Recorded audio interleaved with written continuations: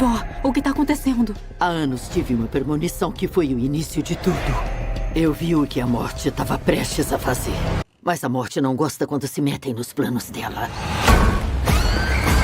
Olá, sejam bem-vindos em mais uma edição do podcast Papo de Cinema. Hoje nós vamos falar sobre Premonição 6, Laços de Sangue. E antes daqueles recadinhos de padrão, que todo início de programa, vou apresentar aqui, vocês que já estão nos assistindo, você já sabe, eu tô aqui com dois convidados muito especiais, que é a dupla Bulldog Nerd, é a Gabi e o Lorenzo. Tudo bem, pessoal?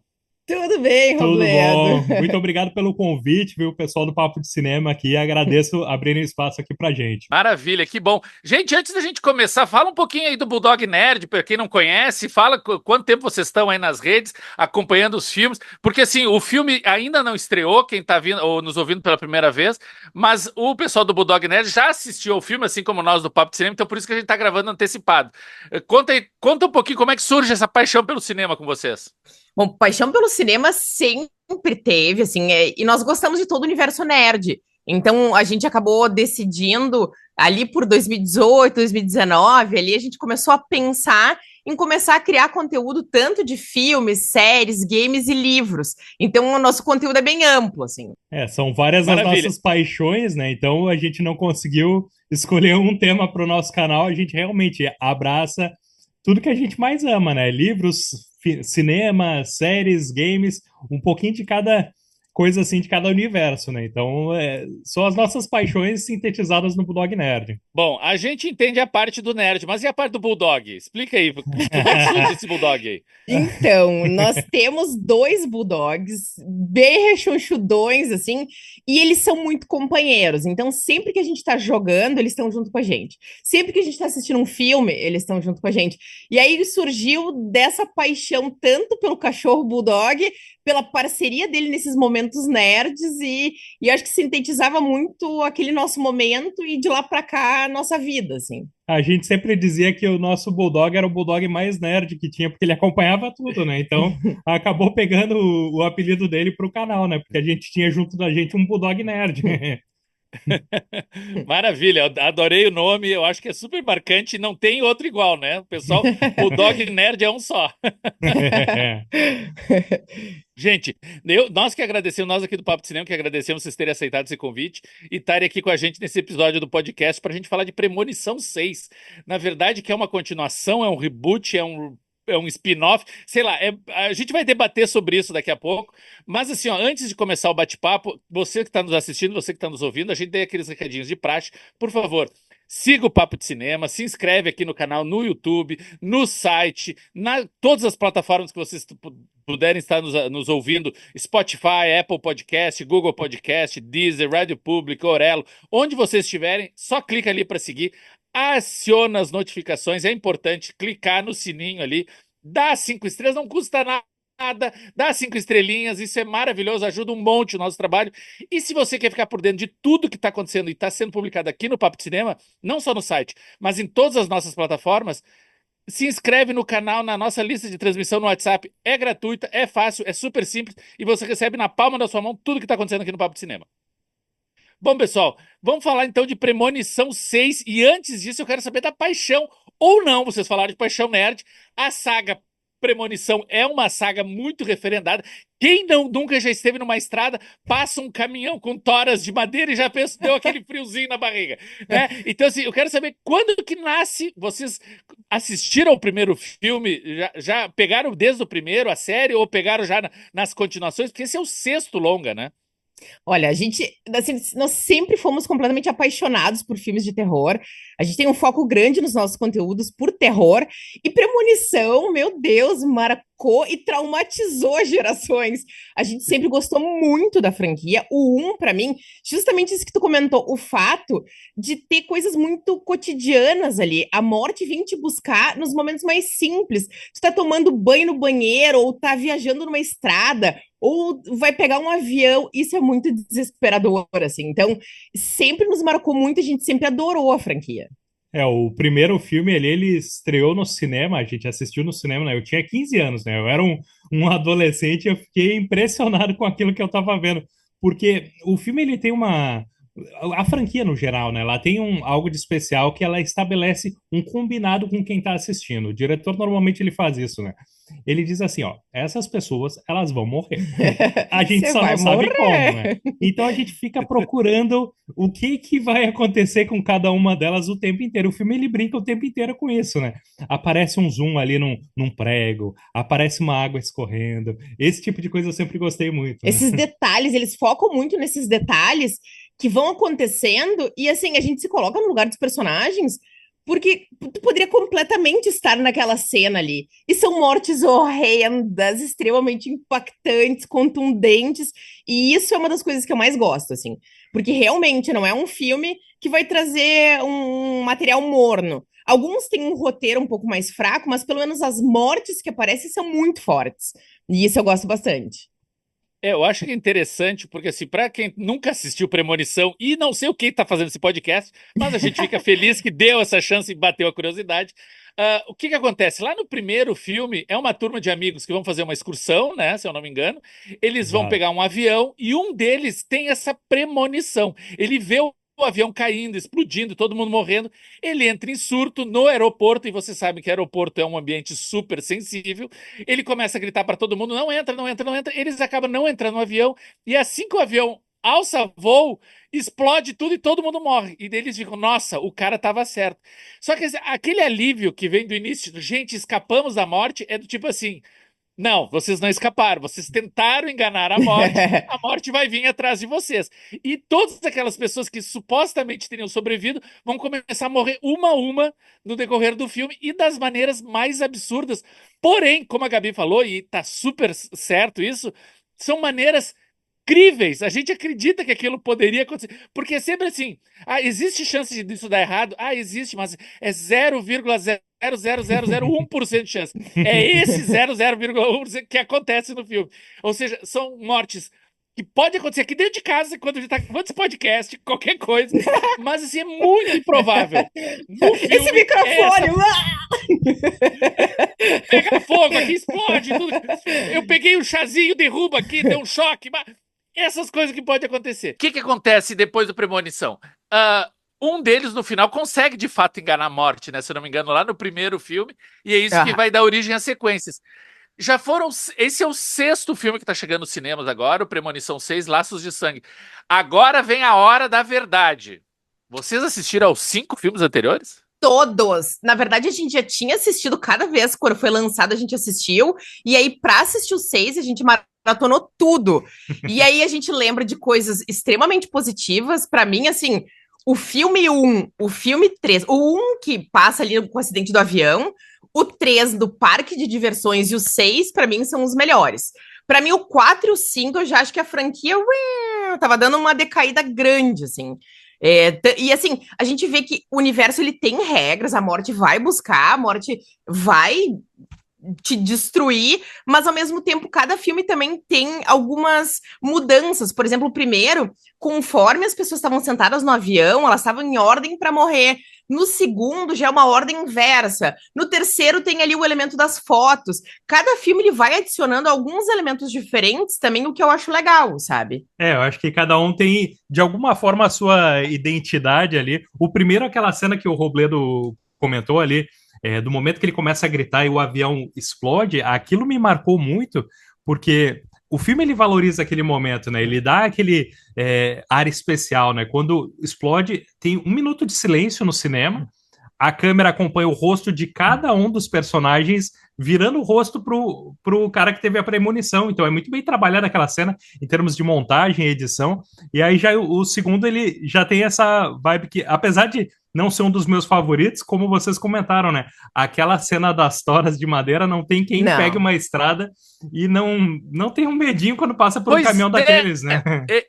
É trauma pra vida. É trauma pra vida. Dizer, essa cena, esse caminhão das toras é no segundo, não é no primeiro filme, né? É no segundo.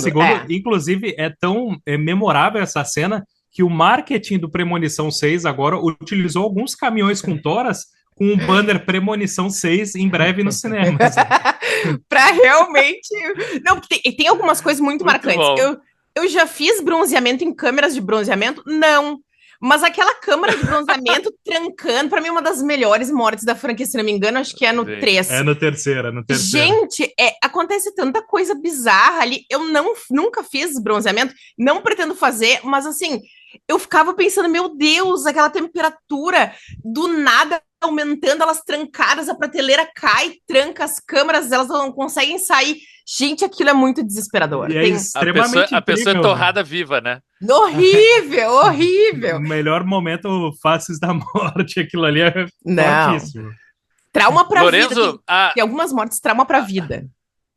Lorenzo, a Gabi já deu a lista dela, ela disse que o 1, o 3 e o 6 são os melhores. E pra ti, quais são o top 3 da franquia?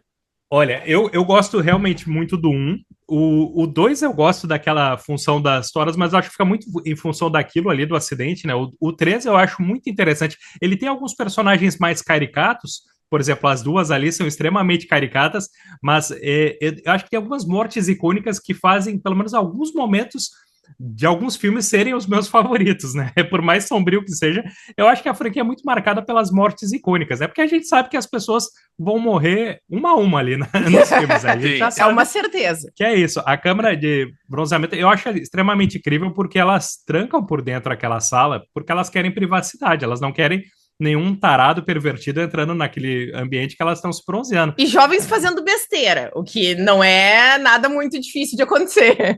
Eu lembro naquela cena, o cinema honrava, porque elas estão sem roupa, o filme explora um pouco a questão da nudez delas, mas ainda assim é algo crível que acontece ali. Aí a gente tem a cena do avião, tem uma morte icônica, que é com laser no olho, assim, a guria vai fazer um procedimento no olho, e aí, obviamente, dá tudo errado, o médico sai da sala, e aí o laser, ele vai além da potência que deveria. Ele vai assinando o rosto dela, assim, É engraçado como eles têm esse apreço por procedimentos médicos que dão errado, né? A gente, no segundo bloco, a gente vai mergulhar mais no universo do sexto filme, a gente vai daí com spoilers, vocês já sabem, então, se não assistiu o sexto filme, para aqui no intervalo e depois retorna depois que assistiu o filme. Mas eu só queria comentar, porque no sexto também tem uma cena num hospital que dá tudo errado, né? Tem alguma. Me parece que a produção desses filmes tem algumas mortes favoritas, assim, alguns estilos de mortes que eles gostam que sejam mortes recorrentes, com maquinário pesado, veículos. A questão das toras, elas aparecem como referências em vários dos filmes, apesar de ser a temática central do segundo, né? Então a gente tem algumas mortes recorrentes aqui. Motor, eles gostam muito de maquinário girando, algumas coisas assim que se repetem, né? Então a gente vê que tem conexões temáticas assim recorrentes também. Né? E só para complementar, depois a gente vai pro 6, mas o 6 ele faz uma homenagem a várias mortes clássicas ali, e isso é muito legal. Para quem é muito fã... Inclusive a cena das toras. A cena das toras também tá lá. Né? E isso eu achei muito legal, porque aí tu vai relembrando os momentos clássicos da franquia, e isso realmente é sensacional. Vários Gente, elementos. Eu vou ser sincero com vocês, vergonha alheia agora, eu não assisti ao quarto e o quinto. Eu me lembro de ter assistido os 3 primeiros, empolgado assim, na questão aí da série, só quando no terceiro, justamente, eu não sei se vocês lembram, mas o terceiro, quando chegou nos cinemas, não era Premonição 3, era Premonição 3D, né, que eles lançaram, justamente naquela função de Avatar e o Hugo Cabret, todos aqueles filmes de 3D, que era aquela febre do momento, a resgatar o 3D. Nem lembrava disso.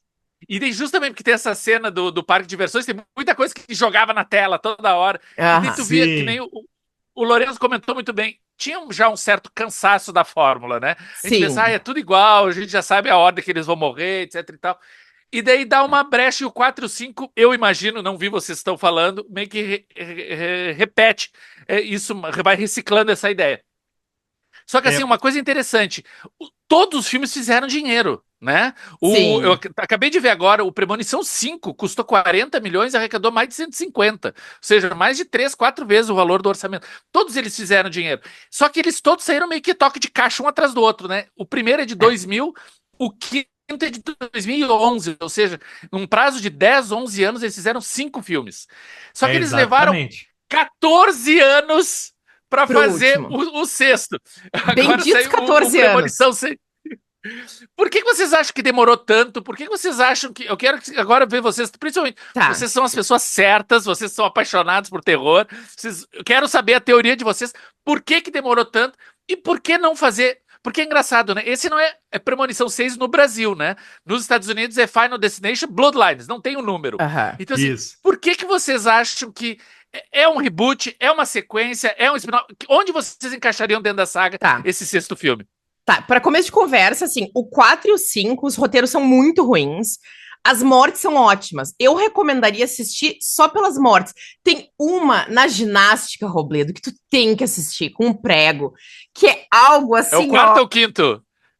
Se eu não me engano, é o quinto. Se não me engano, é o quinto. O da ginástica É. é o quinto. Assim, tem algumas mortes e a do laser, se não me engano, é o quarto. Tu não pode perder pelas mortes. Os roteiros são ruins. Pra mim, no quarto ali, a franquia tava morrendo, porque as pessoas estavam indo assistir, arrecadou, mas as pessoas estavam odiando. Eu senti que todos os fãs estavam com raiva da franquia, porque realmente estava decaindo tava decaindo demais. A ideia estava se repetindo muito e o roteiro estava de má qualidade, atuações de má qualidade. Eles começaram a introduzir muita nudez e sexo meio que como uma muleta pro filme, assim. E eu senti que o 6, ele veio com a proposta de amarrar todos os filmes anteriores. Depois a gente explora mais isso. Mas, pra mim, uma palavra que define o sexto filme é conexão. Ele pega todos os outros filmes que a gente tinha uma sensação que eram absolutamente individuais, e apesar de ter o William ou um outro elemento que conectasse eles, ou algum personagem que reaparecesse entre um e outro, eles não tinham uma conexão muito clara. Tanto que, por exemplo, no primeiro filme, numa das primeiras mortes, aparece uma água indo em direção à pessoa, uma sombra quase representando a morte, e depois a água sozinha recuando. A gente tinha quase uma dúvida se tinha alguns elementos sobrenaturais ou não na franquia. E depois... Sim. Claro, a ideia da premonição em si já não é tão concreta, mas aí depois a gente foi vendo que essa ideia foi ficando um pouco mais clara ao longo da franquia, que realmente são acidentes do cotidiano, é um prego que vai soltando, se ele solta por uma força ou solta pelo desgaste, enfim, fica no limbo. Mas o sexto, ele vem para explicar um pouco a franquia e amarrar todas as pontas e principalmente as teorias dos fãs, assim. Eu tenho muito essa impressão que a franquia ela estava cansando. Como a Gabi comentou, né? O quarto eu já acho ele tem bem mais uma vibe de besterol, ele já sai um pouco daquela vibe de terror que a gente tinha, e era um terror bem trabalhado, porque a gente via que nos primeiros filmes tinha uma ideia de trabalhar bem o design de produção, a montagem e a edição eram um pouquinho mais trabalhadas. A gente já tem aqui no quarto filme um pouco mais um toque de besterol, assim, já vê que um público um pouco diferente que eles querem pegar, né? Um pouco nessa vibe de efeitos especiais 3D que tu comentaste, Robledo. Mas aí, no quinto, a gente vê que há uma tentativa de resgatar um pouco, um tom um pouco mais sombrio. O quinto, ele é um pouco mais sombrio.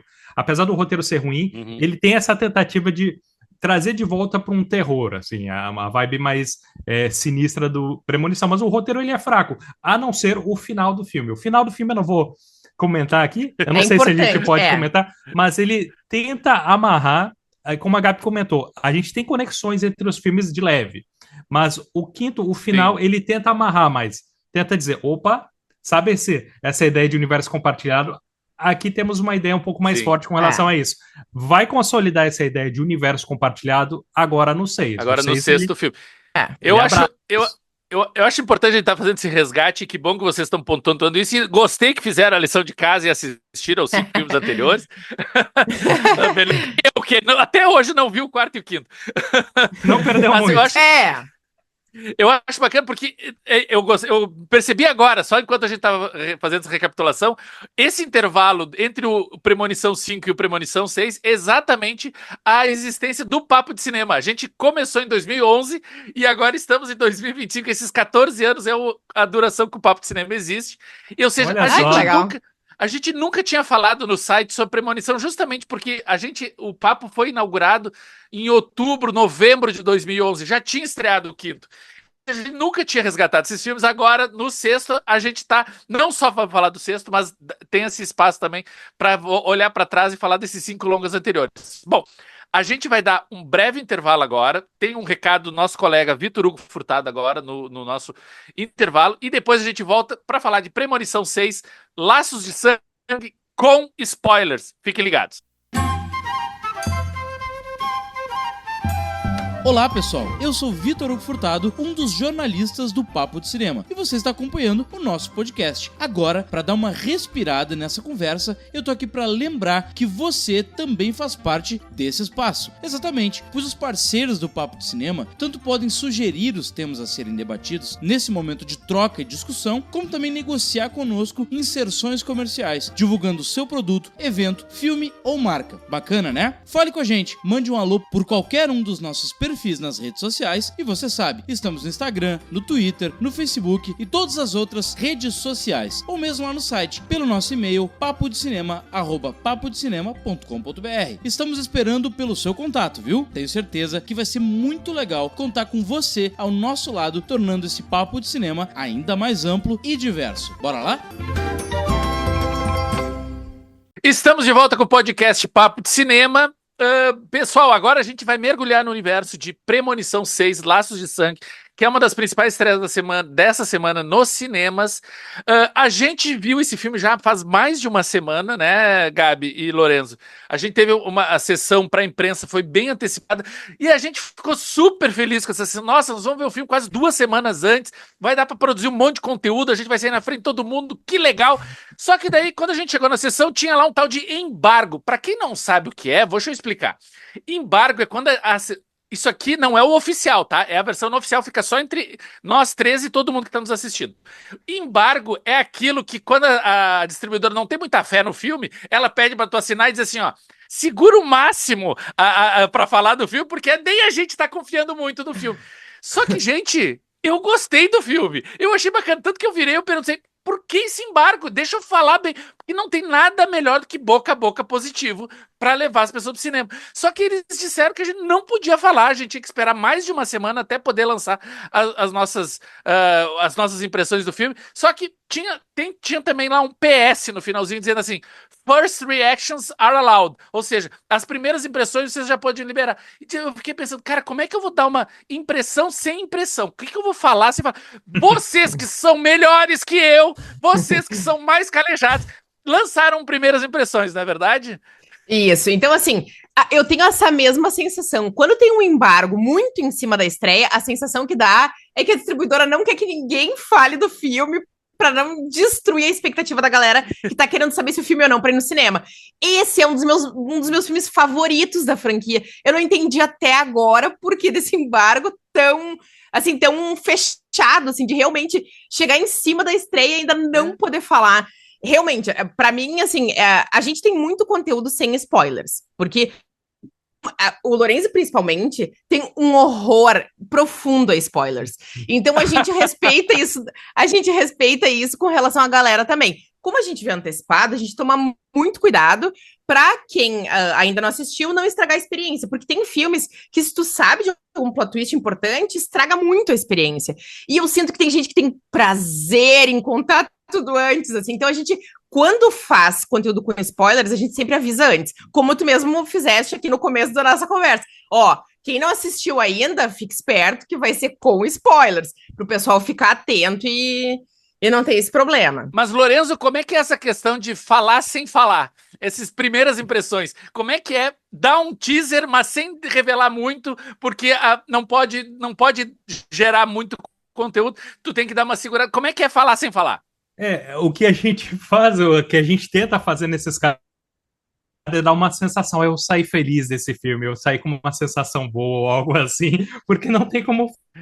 Já tem sessões antecipadas comerciais, né? Tem parte do público que tá pegando já algumas sessões antecipadas e parte desse público que gosta de falar sobre o filme, gosta de produzir conteúdo, inclusive já postando críticas antes do embargo, porque não recebeu essa informação da distribuidora, né?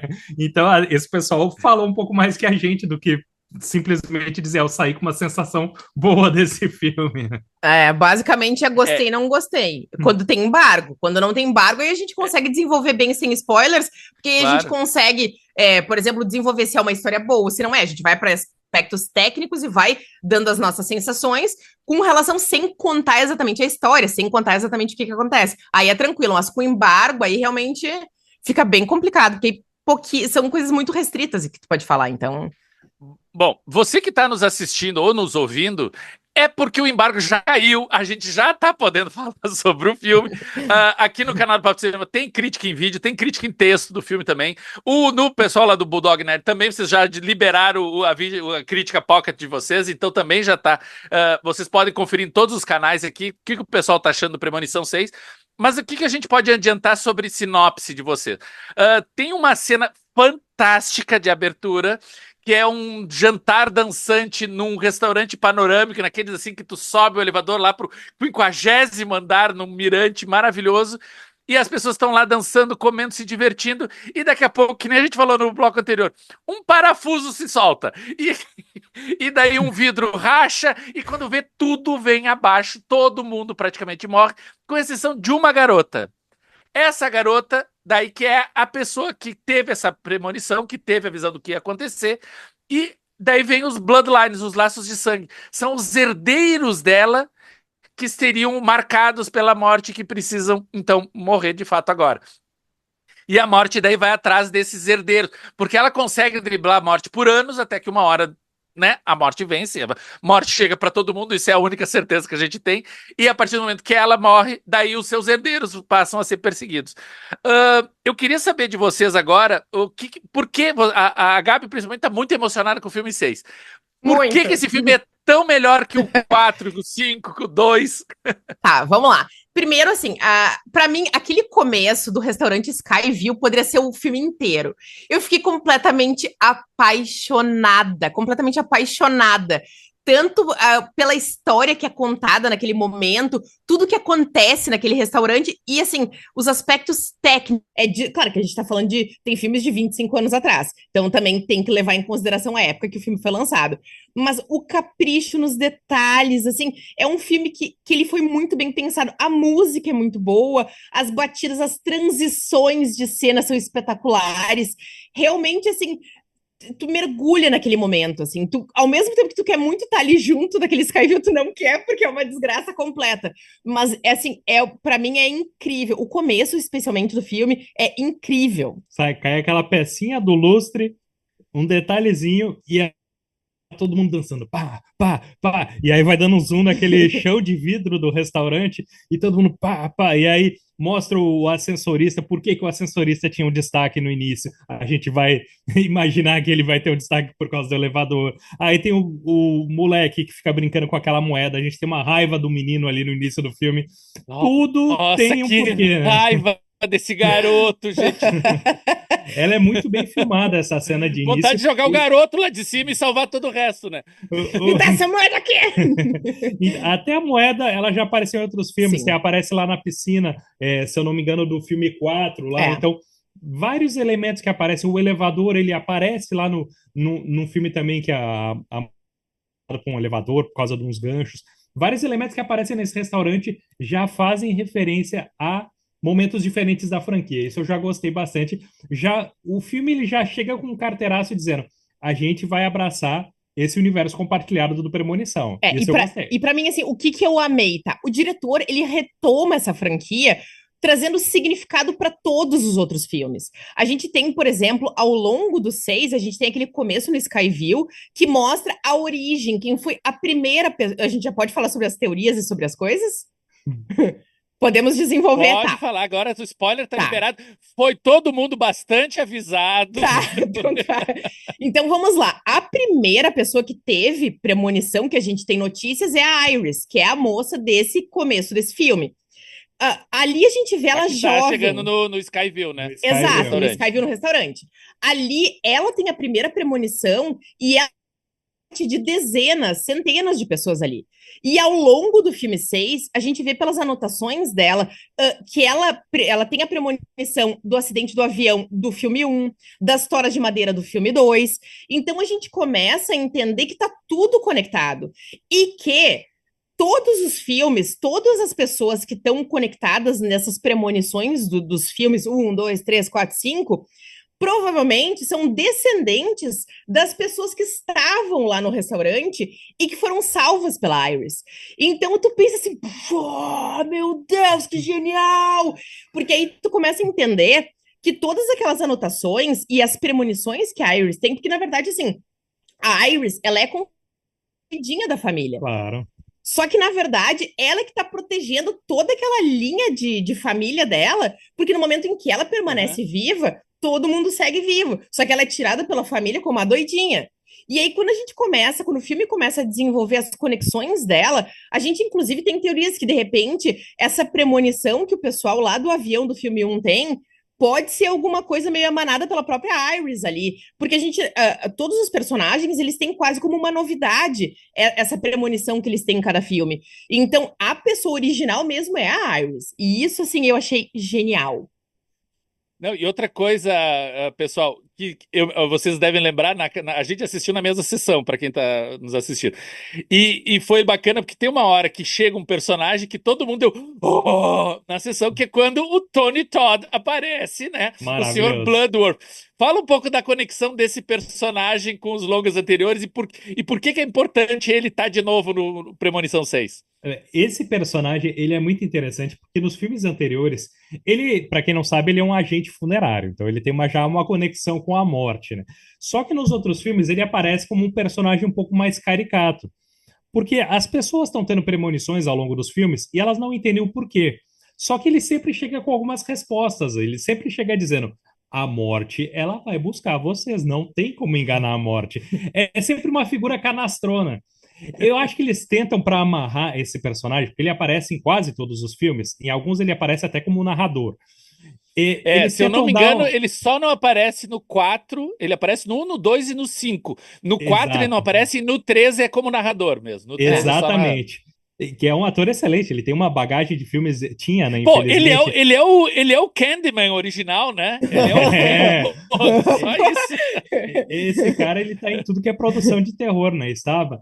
E aqui eles tentam dar um ar um pouco mais sério. A gente entende nesse filme, agora que a gente está liberado a falar de spoilers, que ele não só entendia a morte por observar o que ela estava fazendo ao longo de todos esses anos, como ele era parte da história. A morte foi atrás dele e ele, em algum momento, conseguiu enganar a morte porque a Iris, lá naquele restaurante, salvou ele. Ele era aquele menininho que estava lá no início. Então é um personagem que permeou toda a franquia, não só como essa figura misteriosa dando dicas para quem tinha premonição, mas ele estava dessa história, ele era parte integrante da história, né? Isso eu achei fantástico. E, inclusive, se a gente quer falar desse personagem, a despedida dele nesse sexto filme aqui é muito emocionante, né? Porque quando ele se despede, ele, na verdade, ele já está muito doente na vida real, né? Então, a despedida dele aqui é a despedida dele do cinema e da vida, né? O diretor, a gente soube depois, que deu alguma liberdade para ele gravar aquela cena final ali, dizendo, pode passar a tua mensagem sem se prender muito ao roteiro aqui. E ele dá uma dica para quem vai continuar vivo, né? Ele diz, aproveitem a vida, façam o que vocês puderem fazer de melhor na vida, né? E ali ele tá se despedindo de verdade desse mundo. É muito carregado de significado mesmo, né? Não é só uma fala de filme. Para ele ele estava se despedindo de verdade, assim, né? Então... É muito forte. Aquilo ali forte. É pra gente se emocionar, né? E ele de fato faleceu, né? Faleceu no final do ano passado, em novembro, ou seja, realmente foi a última aparição dele pública. E ele tem uma presença, eu acho que, mesmo sendo uma participação muito curta, rápida no filme, é uma cena basicamente, ele tem uma voz, uma postura, né? Ele se coloca em cena de uma maneira que não tem como passar despercebido. Realmente é um belo tributo que eles prestam para o ator. Agora, a gente falando em mortes, tu mencionaste que no Premonição 4 dá uma derrapada no besterol, e eu vou contar para vocês que tem mortes incríveis, e a gente tá falando de um filme que muitas vezes resvala no terrir, né? Tem muitos momentos que tu pensa assim, cara, eu não tô acreditando que isso tá acontecendo. Eu vou dizer pra vocês que aquela morte que eu dei gargalhadas vendo o Premonição 6 é a da menina que vai sair fazer o seu Cooper matinal e é derrubada dentro da caçamba de lixo. Horrível! Novo medo desbloqueado aí. Não façam exercícios, fiquem em casa, comam seu chocolate. E ali o irmão dela, ele tá tentando rir da morte, né? Porque ele tá provocando a morte de tudo que é forma, né? Aquela não, e daí tem aquele momento novela mexicana, né? O seu pai não é seu pai. Oh!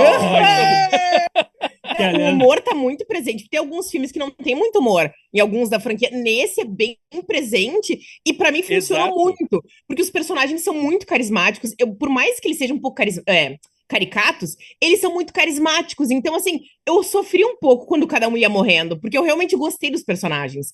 E essa parte ele não é seu pai, olha. Sim, esse irmão mais velho, todo tatuado, negócio, a morte tenta todo jeito levar ele junto e ele vai desviando de um jeito de outro, e tu fica ali na ponta da cadeira esperando. Mas, gente, eu quero saber de vocês, qual é a melhor morte do filme? Aquela que vocês ficaram mais, não tô acreditando que isso tá acontecendo.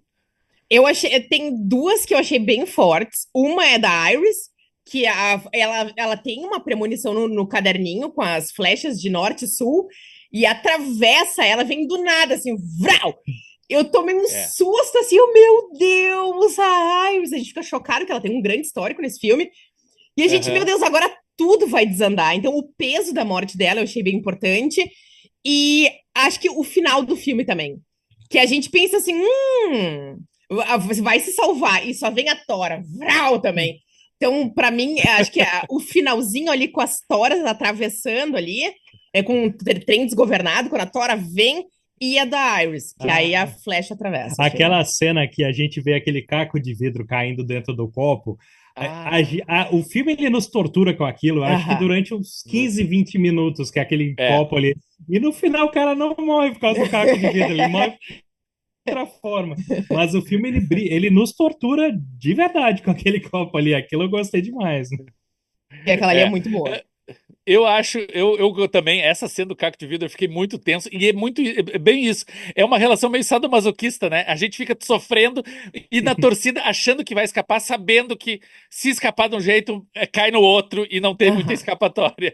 Gente, Premonição 6 está chegando aos cinemas, então, tá em cartaz, é uma das grandes estreias, é uma sequência, exatamente como vocês falaram, dá esse desfecho, mas é também um recomeço, né? Porque tem a mesma fórmula dos outros filmes, e tu vê que esses dois diretores que chegam agora chegam com gás novo, estão oferecendo uma nova energia para a série. Vocês acham que é o fim de Premonição ou não existe fim em Hollywood e vai vir Premonição 7, 8? A impressão que o bolso vai falar muito alto. Eu acho que vai fazer muito sucesso, ao mesmo tempo que para mim esse amarra perfeitamente a história e não precisaria de mais. Eu quero mais também. Então assim, eles vão voltar ao passado, eles vão pegar, sei lá, alguma maneira muito louca de costurar a história e arrumar uma maneira de fazer mais. Eu acho, pelo sucesso que o 6 vai fazer, eu acho. A gente tem aquela linha do tempo ali, mostra inclusive a Iris na parede, assim, cada geração que foi morta em todos os filmes, a morte ela já cumpriu seu cronograma, já bateu o ponto e já deveria ir embora. Mas é como vocês comentaram, né? O cinema, em Hollywood, eles vão querer ganhar mais dinheiro em cima dessa franquia. A franquia eu tinha a sensação que ela estava decaindo, pelo menos em termos técnicos de qualidade, mas agora a gente tem um filme bem mais interessante, assim. Então, eu acho que tem caminhos que, criativamente, os produtores conseguem dar um jeito de ir para frente, ver outros momentos da história, premonições de outras pessoas que estavam no Skyville, não sei, temos algumas teorias com relação a isso também. Eu acho que tem margem para a gente criar novos filmes. Poderia ser um ponto final. Vai ser, gente, eu tenho uma premonição que não. Muito bom, muito bom. Gente, eu acho que todos nós concordamos que se for final, é um fim digno, tá certo, tá bacana. E se continuar bom, é Hollywood sendo Hollywood, não tem muito o que fazer a respeito. E estaremos lá para conferir. Estaremos lá para conferir. Gabi, Lorenzo, muito obrigado por terem participado desse podcast Papo de Cinema sobre Premonição 6, Laços de Sangue. Como é que o pessoal encontra o Bulldog Nerd? Dá o recado aí para nós, por favor.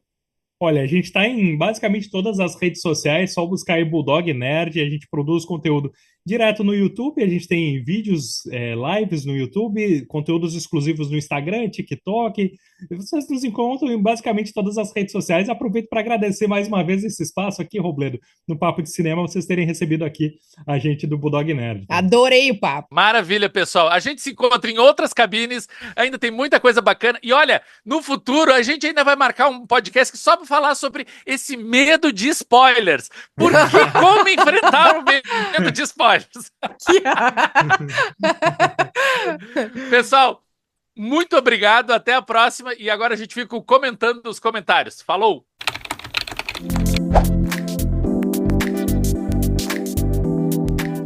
Bom, pessoal, esse é o quadro comentando os comentários aqui no Papo de Cinema. A gente está recebendo muito retorno de vocês, isso é muito importante, é muito legal. Nos estimula demais essa troca com você, porque o Papo de Cinema existe justamente para a gente colocar para vocês e para vocês colocarem para nós. A gente quer também saber o que vocês estão pensando de todo esse universo de filmes, de séries, de streaming, de tudo que está acontecendo por aí, que a gente quer, que a gente curte e que vocês curtem também. Um dos conteúdos mais bacanas que a gente fez nos últimos tempos foi um bate-papo com a diretora indiana Sushi Talati, que lançou o longa Sempre Garotas, que está encartado nos cinemas, e a Caroline Souza deixou um recado lá no YouTube, comentando: maravilhoso esse filme, obrigado por fazer um dos primeiros conteúdos sobre ele. Assisti ontem uma sessão tão vazia, mas todos saímos bem impactados.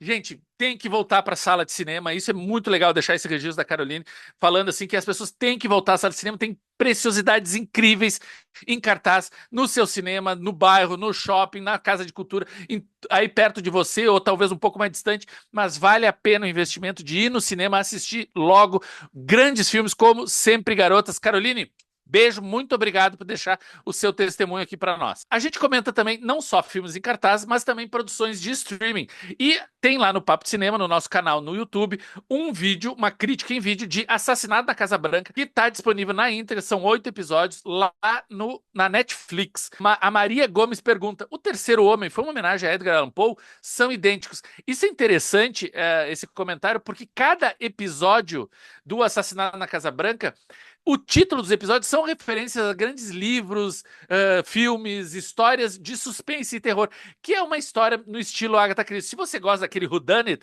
o que aconteceu, quem matou, quem foi o responsável, Assassinato da Casa Branca é a dica. Leona 7230 também comenta: muito bom ver esse canal na ativa. Poxa, a gente é que fica feliz de você estar dando esse retorno para nós, vocês que nos acompanham, vocês que nos seguem. É importante demais esse feedback. Bom, e por fim, a gente também tem um comentário daí lá no Spotify. Você pode estar nos assistindo no YouTube, no site do Papo de Cinema, mas também pode nos ouvir no Spotify, no Google Podcast, no Apple Podcast, na Deezer, Red Public, Orelo, tem todas as principais plataformas de áudio, você pode estar nos ouvindo. E no podcast especial sobre Código Preto, é o podcast número 189, o Guilherme 1105 deixou uma alfinetada para nós. A gente recebe críticas, criticando o crítico, no comentando os comentários. O Guilherme comentou: poxa, falaram mais do diretor do que do filme. Gente, Código Preto é um filme do Steven Soderbergh, e Steven Soderbergh é um dos grandes realizadores em ativa no cinema. Só esse ano ele lançou 2 filmes, o Código Preto e o Presença. A gente recomenda os 2, a gente curtiu muito os 2 longas aqui no Papo de Cinema. Tem crítica em texto e em vídeo de ambos. Guilherme, poxa, a gente ficou muito empolgado aí pelo Steven Soderbergh estar voltando para os cinemas. Código Preto é um filme muito bacana.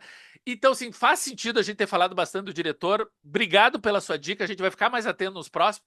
Mas, em nossa defesa, a gente precisa dizer que Código Preto é um filme de suspense. A gente não pode revelar muito.